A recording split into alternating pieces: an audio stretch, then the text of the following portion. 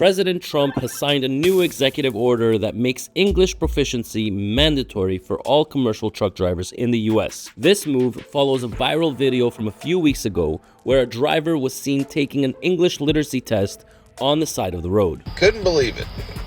Going through Arkansas, I thought it was a joke. Got stopped at the weigh station in Arkansas and was handed a piece of paper and it says, "Can you read and write English?" I said, "Yes, sir, I sure can." He goes, "Can you read this?" So I read it to myself and I was like, okay, I started handing it back. He goes, no, read it out loud for me. So I read it out loud for him and, it was short and sweet, no problem. He goes, "Now, can you write this for me on this paper?" And I did, and there was a whole bunch of people that had already written on it. And I was actually witnessing people in handcuffs that had been pulled in, and I was like, "What's going on?"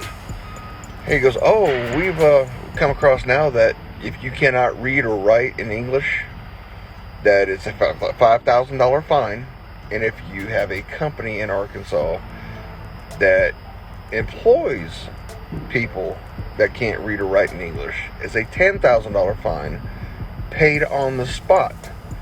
If you cannot pay it, you're automatically arrested and lose your license."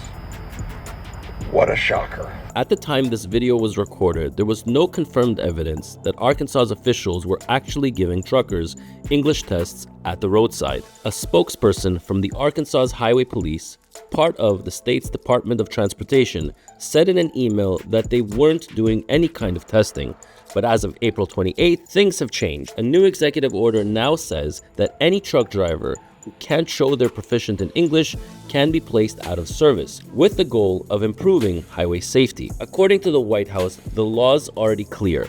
If a driver can't read or speak English well enough to understand road signs, they're not qualified to drive a commercial truck in the US. Transportation Secretary Sean Duffy backed the order, saying it's just common sense, and President Trump agrees. This is now the second English-related executive order Trump has signed since returning to office in January. The first one, back in March, officially declared English as a national language of the United States. So, what's your take on this latest move? Let us know in the comments. We're listening.